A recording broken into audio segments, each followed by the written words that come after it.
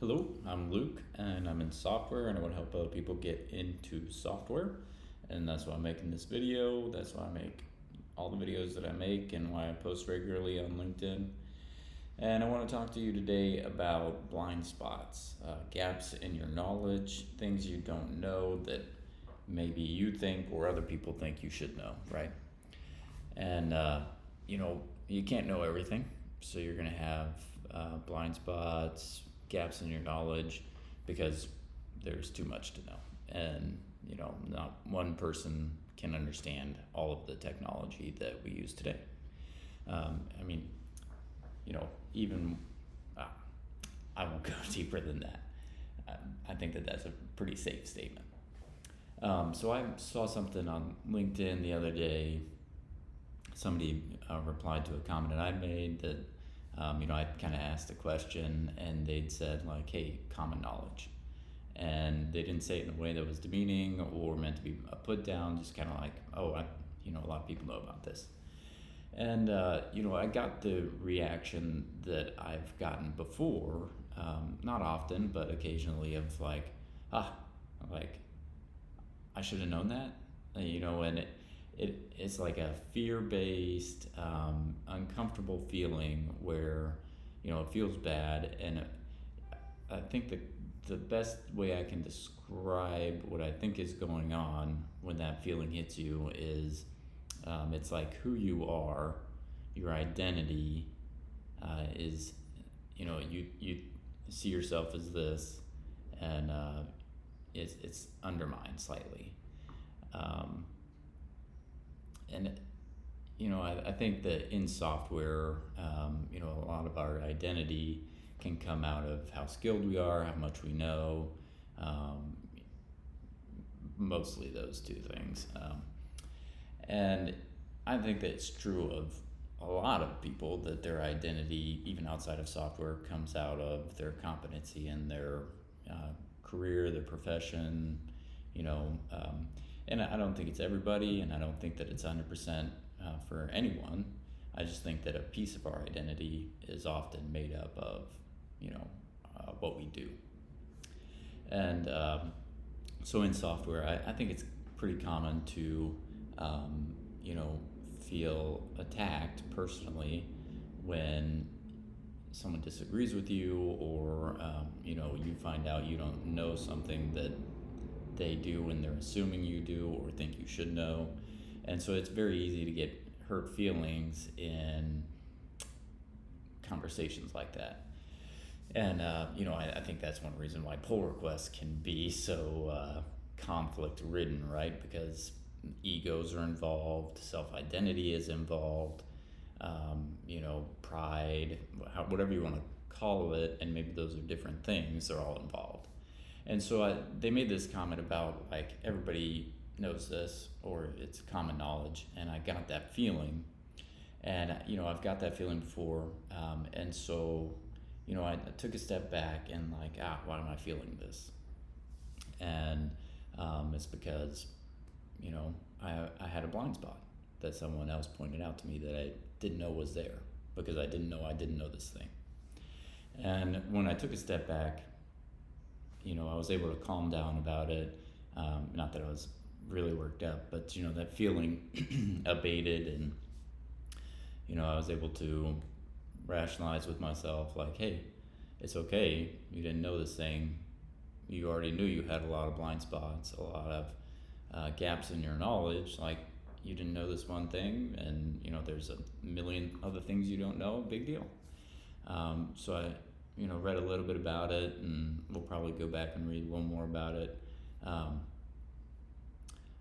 But the example is just to talk about the fact that you have blind spots, you have gaps in your knowledge, and that's okay. And the more you can acknowledge that and kind of try to take a step back, and I think there's value in trying to disassociate your self-identity from what you do and what you know, and kind of not a philosopher or a psychiatrist or whatever. The people who should know about this, I'm not that.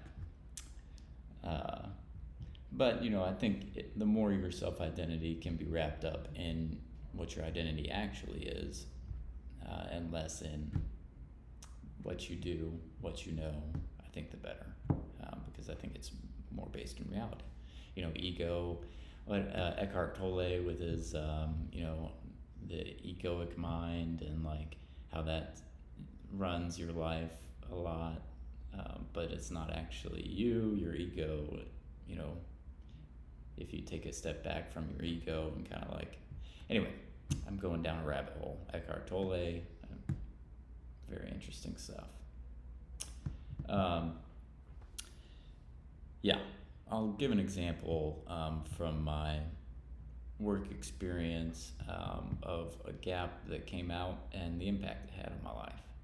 So I was about 1.5 years into software, and I was working at a place I had just started at, and it was very small. I was the only front-end developer there, and the owner was a software type, wrote software and had been doing it for a lot longer than me. And I was talking with him and another developer about something I was working on, and the owner kept on mentioning the word form, and I had heard it, I think, but I didn't know what it was. And I'm a front-end developer at this point, and I stopped and said, like, what's a form? And he was give me one of those looks like, you don't know what a form is? And if you don't know, a form is an HTML element that allows users to input data and then submit an API call to send that data somewhere. And it's very standard, has been around for a long time. And I just never heard of it. And there was that little moment of like, not even embarrassment. I was almost like proud that I hadn't heard of it, because I felt like I'd proved myself to that point as being a competent front-end developer. And I after that interaction went on to continue to prove myself as someone who could contribute and do good work, all these things. But I share that story because that was the whole interaction, like surprise and a little bit of disbelief, maybe some condescension, judgment, whatever, but it was very minimal, and it lasted all of 5 seconds, and then we all moved past it, and it had zero impact on my life, on my job, on my performance, how other people viewed me, and maybe it's good that wasn't my first their first impression of me, that I had built up some credibility prior to that by doing good work. But I just want that story to help I told that story to help reinforce that having gaps and having blind spots just really doesn't have to be this big thing that weighs you down or makes you feel insecure, because we all have them, and you can be a contributing member of the team, very smart, very skilled even, and still work with those gaps. And I think the best way to approach it is just being very open with yourself about it, and then being willing to ask those questions so that your gaps don't wind up having an impact on the team. Because the more you ask questions and are like, well, I don't know how to do that, can you walk me through it, point me in the right direction, the more people can help you deal with those. And I hope that helps in some way.